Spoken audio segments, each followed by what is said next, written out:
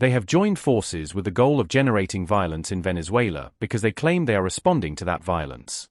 They're trying to bring about a regime change in our country, aiming for the removal of President Nicolas Maduro, and with his removal, what they call the end of the revolution. The country must clearly remember that in recent days, the spokesperson for these organizations, this criminal narco alliance, has been making statements like, "It's about to happen, the good stuff is coming, they're already here." They're just loudmouths. They always have been. Some time ago, we received information from the United States. Yes, from the US, actors linked to these narco-gangs of the violent Venezuelan opposition, based in the US, saying that acts of violence had to be carried out. We said it several times. Attacks were planned against military and police facilities, public service stations, the subway, electric grid, oil infrastructure, gas stations, and public gathering spots, against both revolutionary and opposition figures. The goal was to create the media impact they need, because they believe something like that will help convince their own people. A few days ago, we got new information. We began our intelligence work. We managed to recruit someone and infiltrate them into the operation. They began to provide details about one of these terrorist activities that the narcos were going to carry out against the Venezuelan people. This could have led to a real tragedy. Some might think, people will be scared now.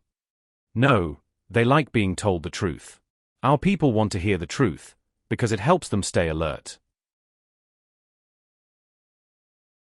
Always, these operations are under the direction of the US government, specifically, extremist sectors in the current US administration. We received a message, they're going to carry out an action in this sector, in a certain area. We deployed a security operation. We spent about 4 days there, waiting in the sector, because we had the intel. We knew who was going to do it because we had an infiltrator. This video. We observed this character. Look, he was carrying a bag on his back, and he passed by. And here comes the gentleman, leaving with nothing on his back.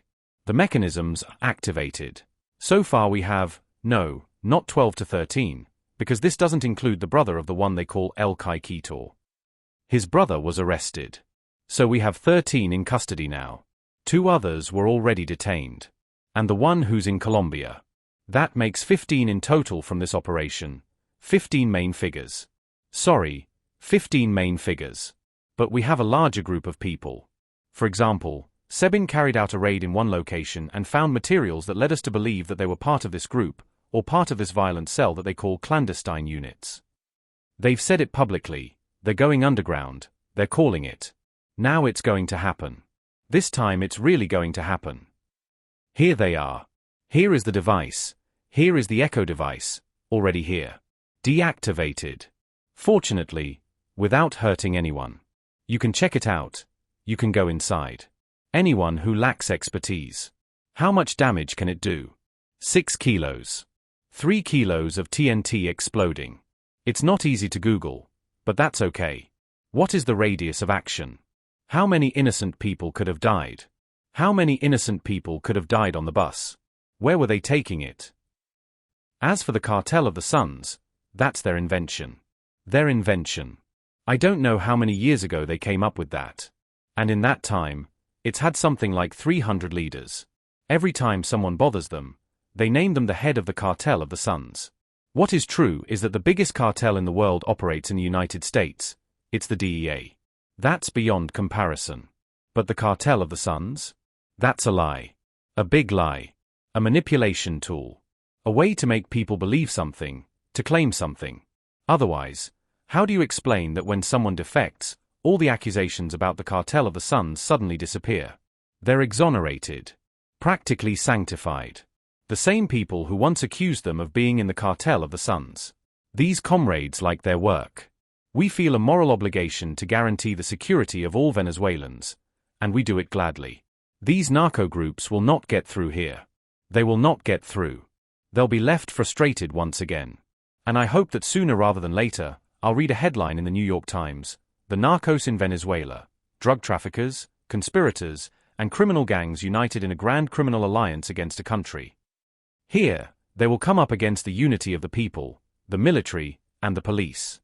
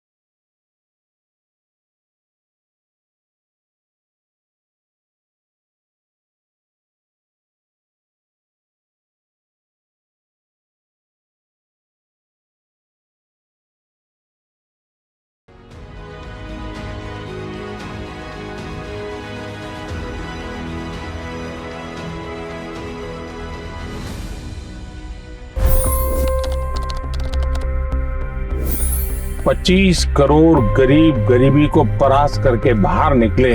For the good of our nation, let's work together and let's truly make America great again.